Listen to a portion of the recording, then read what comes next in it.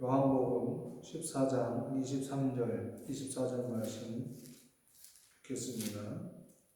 예수께서 대답하여 이르시되 사람이 나를 사랑하면 내 말을 지키리니 내 아버지께서 그를 사랑하실 것이요 우리가 그에게 가서 거처를 그와 함께 하리라.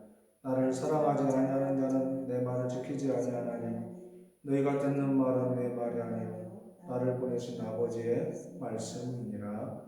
아멘. 우리는 지금 14장을 통해서 예수님께서 제자들에게 성령을 약속하심에 대한 말씀을 같이 나누고 있습니다. 그러면서 오늘은 그 제자들에게 성령을 약속하심에 대한 두 번째 시간으로 예수님으로 시작한 새로운 성전 시대다, 이렇게 말씀의 제목을 붙여봅니다. 요한복음 14장 6절에서 예수님은 이렇게 말씀하셨습니다. 14장 6절에 예수께서 이르시되 내가 곧 길이요 진리요 생명이니 나로 말미암지 않고는 아버지께로 올 자가 없느니라. 아멘. 여기서 말씀하실 때 길, 진리, 생명에 대해서 말씀하셨는데 이 길, 진리, 생명 이 세 단어는 예수님의 정체성과 사명을 밝히는 단어다, 이렇게 말할 수 있을 것입니다. 예수님이 하나님께로 나가는 유일한 길이라는 것을 우리에게 말씀해 주셨습니다. 뿐만 아니라 하나님을 아는 유일한 진리가 예수님이다 라는 것을 말씀하셨고, 영생을 유일하게 제공할 수 있는 생명이신 말씀으로서 예수님 자신을 소개하고 있는데, 그게 바로 요한복음 1장부터 12장까지 나타나 있는 예수님 자신을 드러내는 그런 모습이 바로 길과 진리와 생명이시다라고 말씀드릴 수 있습니다.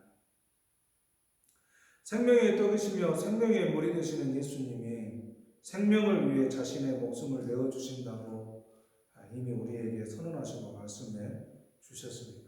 그것은 먼저는 제자들에게, 그리고 그 말씀을 대했던 요한 공동체에게, 또 오늘 그 말씀을 대하는 우리들에게 똑같이 적용되어진다, 이렇게 믿습니다. 예수님이 이 땅에 오심과 십자가의 죽으심과 부활 승천은 기독교의 핵심입니다. 그래서 예수님을 빼고는 기독교를 이야기할 수가 없습니다. 과거의 구약시대에는 성전을 중심으로 움직였다면 신약시대에 예수님 오신 이후는 예수님을 중심으로 움직이게 됩니다. 그래서 이 예수님을 신약시대의 새로운 성전이다, 구약의 성전을 대체하는 새로운 성전이다, 이렇게 말씀드릴 수 있을 것입니다. 그렇다면 예수님께서 어떻게 새로운 성전이 되실까에 대한 우리는 고민을 하지 않을 수 없고 또 생각해 보아야 될 문제라고 생각이 듭니다. 그러기 전에 우리는 요한복음 14장 12절을 읽겠습니다. 내가 진실로 진실로 너희에게 이르노니 나를 믿는 자는 내가 하는 일을 그도 할 것이요 또한 그보다 큰 일도 하리니 이는 내가 아버지께로 감이라. 예수님께서는 더 큰 일을 하게 될 제자들에 대해서 말씀해 주셨습니다. 더 큰 일을 하게 하시려는 예수님의 가심이 무엇을 의미하는 것일까요? 예수님은 복음을 파종하는 분으로 우리가 볼 수 있고, 제자들은 그 예수님이 뿌린 복음의 열매를 거둬들이는 것으로 볼 수 있을 것입니다. 실제로 예수님의 제자들은 그렇게 복음을 위해서 예수님이 팔레스타인에 한정되어서 파종을 시작했다면 예수님의 제자들은 팔레스타인을 뛰어넘어서 심지어 바울은 예수님을 믿고 당시 지중해를 중심으로 하던 세상에서는 지중해 끝이라고 생각했던 서버나 지금의 스페인까지 가서 복음을 전했다, 이렇게 이야기하는 것을 볼 때에 복음의 질이 달라진 게 아니라 복음의 팽창이 예수님이 팔레스타인에 국한되었던 그것을 뛰어넘어 더 이방의 세계까지 가는 그것이 바로 예수님보다 더 큰 일을 할 수 있다, 이렇게 말씀하고 있는 것을 볼 수 있습니다. 그렇다고 해서 파종보다 추수가 더 크게 여겨져서는 안 될 것입니다. 인간의 느낌은 파종보다 추수가 더 크게 느껴질 수 있다고 보여져요. 하지만 파종 없이 추수가 있을 수는 없는 것입니다. 우리가 잘 아는 것처럼 농부들은 파종을 할 때에 그 추수 때의 그 능력을 이미 알고 있는 것입니다. 파종하는 농부가 추수의 풍성함을 믿지 못하고 알지 못하고 파종하는 농부는 없다는 것입니다. 파종하는 농부는 바로 추수의 큰 풍성함을 이미 보고 알고 파종한다는 것입니다. 예수님은 이 복음의 파종을 제자들에게 파종을 하시고 그 열매에 거두는 자리에 제자들을 보내신 것입니다. 그래서 예수님은 파종하실 때에 이미 그 풍성한 열매를 기대하시고 제자들을 불렀다는 것입니다. 그러므로 예수님은 제자들의 부르심에는 실수함이 없고 실패함이 없다는 것을 말씀드릴 수 있습니다. 그 예수님이 제자들을 부르셨던 것처럼 여전히 지금도 우리를 부르신 하나님은 우리로 하여금 그 풍성함을 기대하고 우리를 부르셨다고 저는 믿습니다. 그런데 그 풍성함이 꼭 우리가 눈에 보여지는 어떤 열매로 드러날 수도 있겠지만 그러지 못한다 할지라도 그것은 예수님께 기대어 있는 사람들에게는 반드시 예수님이 거두시는 그것이 있다고 저는 믿습니다. 그래서 그 예수님과 함께하는 기쁨이 저에게도 있습니다. 다시 우리는 오늘 말씀인 요한복음 14장 23절 24절을 한 번 더 읽겠습니다. 예수께서 대답하여 이르시되 사람이 나를 사랑하면 내 말을 지키리니 내 아버지께서 그를 사랑하실 것이요 우리가 그에게 가서 거처를 그와 함께 하리라. 나를 사랑하지 아니하는 자는 내 말을 지키지 아니하나니 너희가 듣는 말은 내 말이 아니요 나를 보내신 아버지의 말씀이니라. 오늘 우리에게 예수님께서 우리가 거처할 곳을 준비하신다. 그리고 영원히 함께 하시겠다. 이렇게 말씀하고 약속해 주셨습니다.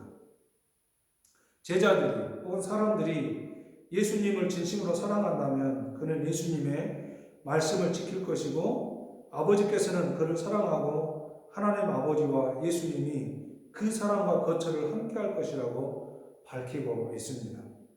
건물로서 거처라기보다는 사람 그 자체로서 인격으로서의 거처를 의미한다. 이렇게 말씀드릴 수 있습니다. 앞에서도 말씀드렸던 것처럼 구약시대는 성전을 중심으로 하나님의 임재가 있었습니다. 그러나 신약시대에는 예수님을 새로운 성전으로 대체하셨기 때문에 예수님이 바로 성전이시고 예수님과 함께하는 그것이 바로 성전을 대체하는 것이다. 이렇게 말씀할 수 있습니다. 그래서 예수님은 새로운 시대의 성전 시대를 여는 그런 분으로 우리가 믿을 수 있는 것이죠.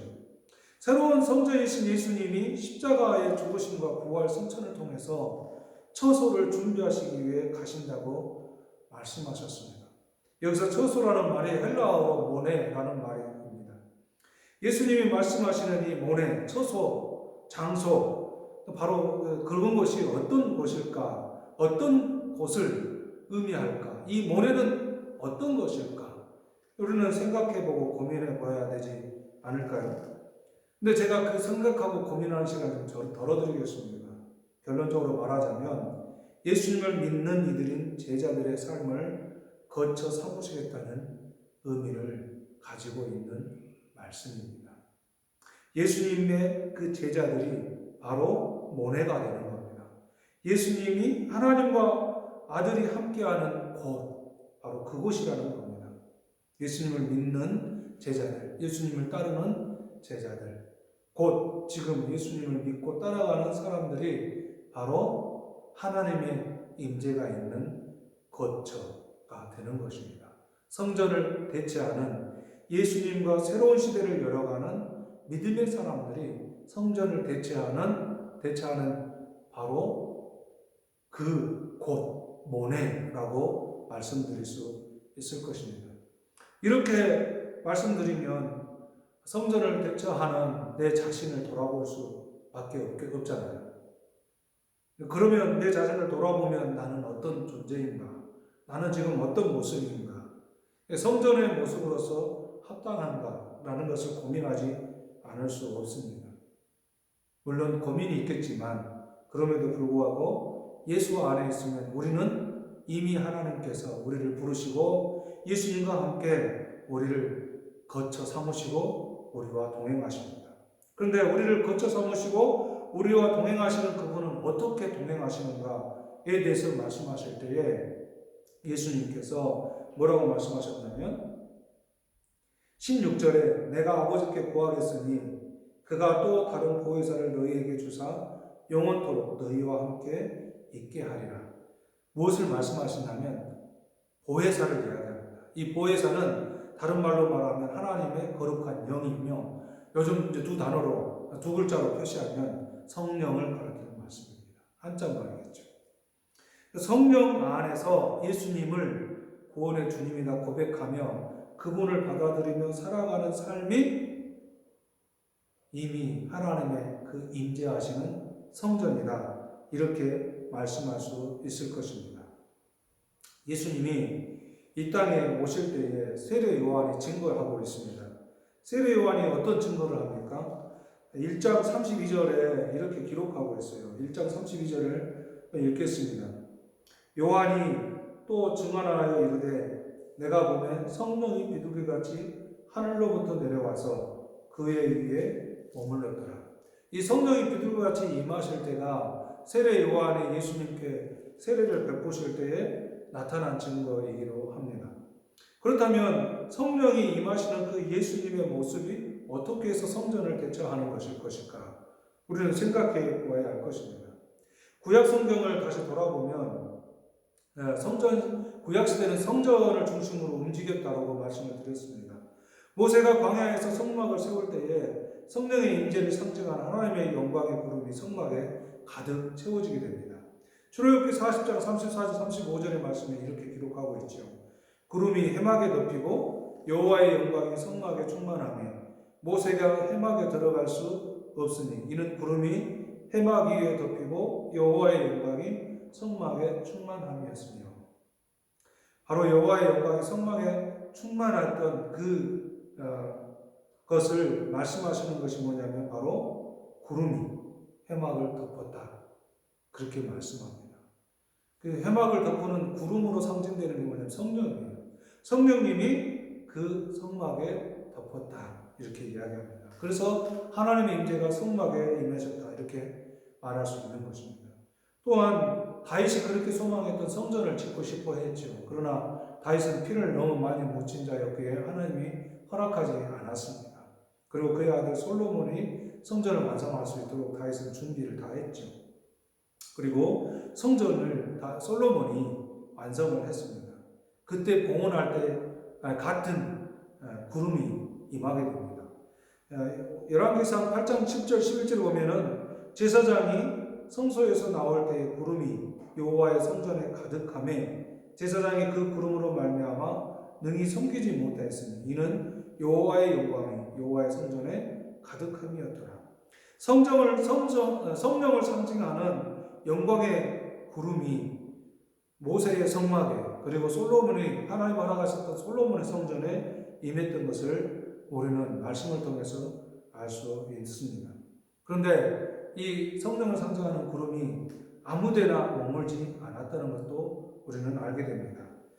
성전이 완전히 파괴되고 나서 이스라엘 백성들이 포로로 잡혀갔던 시대, 그리고 포로로 있다가 돌아와서 수르바벨 성전이 다시 세워집니다. 근데 그 수르바벨 성전에는 이 성령의 상징인 구름이 임하지 않습니다. 그리고 나서 예수님이 바로 이 땅에 오셔서 세례를 받으실 때에 비둘기 같은 성령이 그 위에 머무는 것을 보게 됩니다. 바로 예수님이 하나님이 약속하신 성령이 임하시는 그곳, 바로 성전을 대처하는 분이다. 이렇게 말씀드릴 수 있습니다. 예수님은 예수님의 제자들에게 영원히 함께할 것을 약속하시고 보혜사를 또 약속해 주셨다고 말씀을 드렸습니다. 성령의 약속은 제자들의 삶이 하나님의 임재의 장소가 될 것을 분명하게 말씀해 주셨어요. 임재의 장소로서 제자들의 삶은 아버지 하나님, 그리고 예수님, 그리고 성령님이 임하시는 곳, 모내인 것입니다. 우리가 바로 이 하나님이 약속하신 성령, 그리고 예수님이 임하시는 그 모내로서의 삶이 우리에게 주어져 있는 것입니다. 이제는 예수 안에서 우리도 동일하게 새로운 성전으로서의 삶을 살고 있는 것이다. 이렇게 말씀드릴 수 있을 것입니다. 그러면 새로운 성전, 모내로서 나의 모습은 어떨 것인가? 새로운 성전인 나는 어떠해야 할 것인가에 대해서 말씀을 읽고 정리해 보도록 하겠습니다. 요한복음 14장 15절에서 21절을 같이 읽겠습니다. 14장 15절부터 읽겠습니다. 너희가 나를 사랑하면 나의 계명을 지키리라. 내가 아버지께 구하겠으니 그가 또 다른 보혜사를 너희에게 주사 영원토록 너희와 함께 있게 하리니 그는 진리의 영이라. 세상은 능히 그를 받지 못하나니 이는 그를 보지도 못하고 알지도 못함이라. 그러나 너희는 그를 아나니 그는 너희와 함께 거하시며 또 너희 속에 계시겠습니다. 내가 너희를 고아와 같이 버려두지 아니하고 너희에게 오리라. 조금 있으면 세상은 다시 나를 보지 못할 것이로되 너희는 나를 보리니 이는 내가 살아있고 너희도 살아있겠습니다. 그날에는 내가 아버지 안에 너희가 내 안에 내가 너희 안에 있는 것을 너희가 알리라. 나의 계명을 지키는 자라야 나를 사랑하는 자니 나를 사랑하는 자는 내 아버지께 사랑을 받을 것이요 나도 그를 사랑하여 그에게 나를 나타내리라. 우리가 예수님의 새로운 성전으로서의 삶을 나타낼 수 있는 것이 무엇이냐면 21절에 나의 계명을 지키는 자라야. 나의 계명은 뭐냐면 서로 사랑하는 것이었습니다. 서로 사랑하는 것.